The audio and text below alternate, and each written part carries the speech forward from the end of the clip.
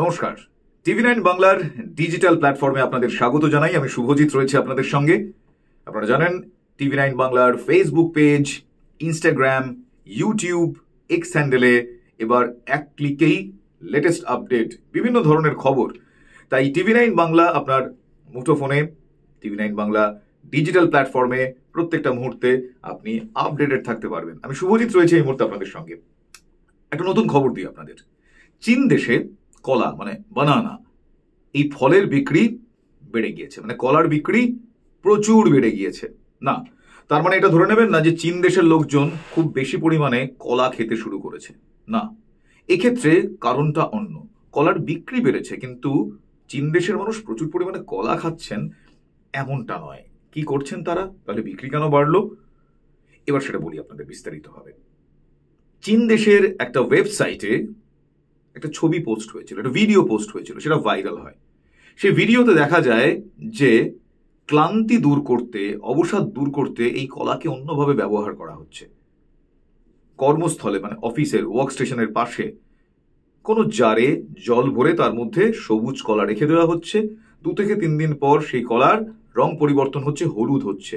এই যে কলার রং পরিবর্তন হওয়া, সেইটা দেখে নাকি ক্লান্তি দূর হয়ে যাচ্ছে, এমনটাই দাবি করা হয়েছিল সেই ভিডিওতে। তারপর সেই ভিডিওর সত্যতা যাচাই করার জন্য কেউ কেউ তা প্রয়োগ করে দেখলেন। হ্যাঁ, প্রয়োগ করে তারা ফল পাচ্ছেন, অন্ততপক্ষে তারা তাই বলছেন। ফলে সেই ভিডিও শুধু ভাইরালই হয়ে যায় না, সেই ঘটনাটা বিভিন্ন ক্ষেত্রে বিভিন্ন মানুষজন তারা অ্যাপ্লাই করতে শুরু করেন। তারা তাদের ওয়ার্ক স্টেশনে, তাদের কাজের জায়গায় কোনো একটা জারে জল রেখে সেখানে সবুজ কলা রেখে সেই কলা 2-3 দিন পর যখন রং পরিবর্তন হচ্ছে, তখন তাদের ক্লান্তি দূর হয়ে যাচ্ছে। আসলে আমরা যেই পেশার সঙ্গেই থাকি না কেন, আমাদের কাজের চাপে, মানসিক এবং শারীরিক চাপে আমরা তো প্রায় প্রত্যেক দিনে আমাদের এটা খুব কমন লব্জ হয়ে গিয়েছে। কেউ না কেউ আমরা প্রত্যেক দিনই এটা আমাদের বলতে হয় পরিস্থিতির কারণেই, যে খুব স্ট্রেস বেড়ে গেছে, স্ট্রেসড লাগছে। এই স্ট্রেস রিলিফ করার জন্য কি করা যায়, এক একজন এক এক রকম পন্থা অবলম্বন করে। কিন্তু চীন দেশের মানুষজন তারা এই কলা পন্থা অবলম্বন করেছেন। কলার রং পরিবর্তন দেখে তাদের মন ভালো হয়ে যাচ্ছে, তারা স্ট্রেস ফ্রি হচ্ছেন। যেই স্ট্রেস তারা কাজের জন্য যে কোনো কারণে সেই স্ট্রেসড হয়ে গিয়েছিলেন, সেই ক্লান্তি, সেই অবসাদ তারা দূর করতে পারছেন এই পন্থা অবলম্বন করে। ফলে সেই দেশে মানে চীন দেশে কলা বিক্রি বেড়ে গিয়েছে। কলা ব্যবসায়ীদের মুখে চড়া হাসি। অনেকে আবার বলছেন যে এটা কলা ব্যবসায়ীদের কোনো সংগঠনের চক্রান্ত নয় তো, তারা কলা বিক্রি বাড়িয়ে দেওয়ার জন্য এরকম করলেন না তো। কিন্তু যারা যারা ফল পেয়েছেন তারা কিন্তু বলছেন যে হ্যাঁ, সত্যি তারা হাতে নাতে ফল পেয়েছেন। চীন দেশে হয়েছে, এবং চীন দেশের এই ভিডিওটা দেখা দেখি অন্যান্য দেশের অনেকেই অ্যাপ্লাই করতে শুরু করেছেন।